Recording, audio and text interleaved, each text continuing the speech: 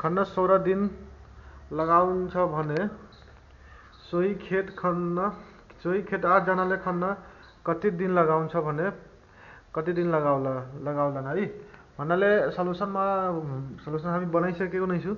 15 जना मानिसबाट कति गर्छ 8 जना मानिस घटाइएको छ, यानी कि अब धेरै जना मानिस हुन्छ भने समय त कम लाग्छ, अनि कम मानिस हुन्छ भने धेरै, अब कुनै एउटै काम गरिएको छ, धेरै जना मानिसले काम गरिएको थियो भने त्यो थोरै दिन लाग्छ, त्यही मानिसको संख्या घट्छ भने धेरै दिन लाग्छ। भन्नाले 15 जना मानिसबाट 8 जना मानिस बनाइएको छ, यानी त्यसैले मानिसको संख्या के छ घटाइएको छ। त्यसैले तोकिएको काम सिधाउन के हुन्छ धेरै दिन लाग्छ। भन्नाले मानिसको संख्या घटेको छ भने धेरै दिन लाग्छ। त 15 जना मानिसले 16 दिनमा एउटा खेत खन्न 15 जना मानिसले 16 दिनमा एउटा खेत खन्न सक्छन् भने एक जना मानिसले कति दिन लगाउँछ भने त्यो यहाँ छ। एक जना मानिसले कति दिन लगाउँछ भने 15 × 16 गर्नुपर्छ, यसमा गुणा गर्नुपर्छ। अब पुरै जनाको काम एक जना मान्छे माथि आउँछ भने त्यो सबै जनाको काम एक जना मान्छे, यानी कि गुणा गर्नु पर्यो 15 × 16, यानी कि 240 दिन लाग्छ। अब 8 जना मानिसले अब एक जना मानिसले काम गर्नको लागि कति छ 240 दिन लागिरहेको छ भने अब एक जना मानिसले काम गर्ने हेर्नु त एक जनालाई काम गर्नको लागि पुरै 240 दिन लाग्छ भने अब एक जनाको कामलाई 8 जनामा बाँडिदियो भने त के गर्नुपर्छ, यहाँ त भाग नै गर्नुपर्छ। यहाँ भाग गर्यो भने तपाईको 30 आउँछ।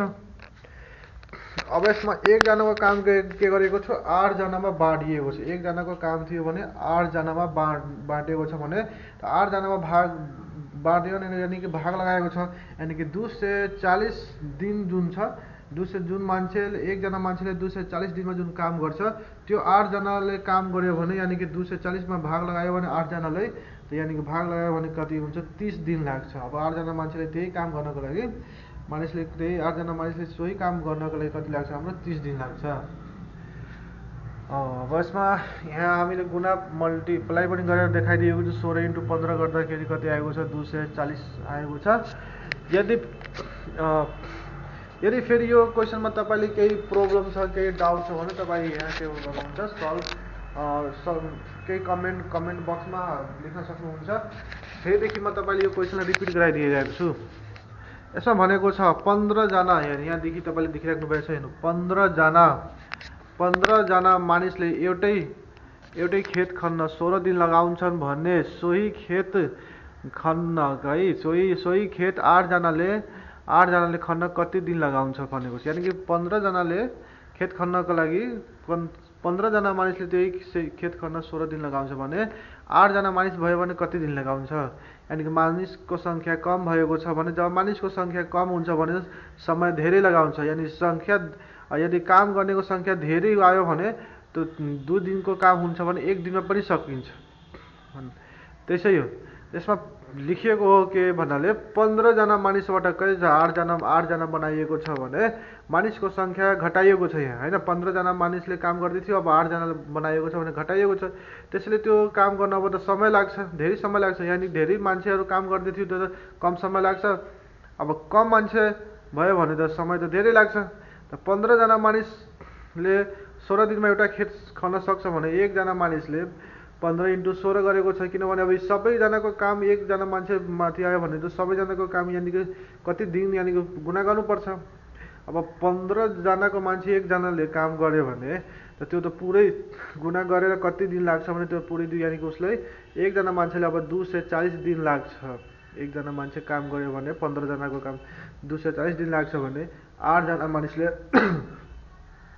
यानी कि अब एक जनाको काम के गरेको छ 8 जनामा बाँडिएको छ।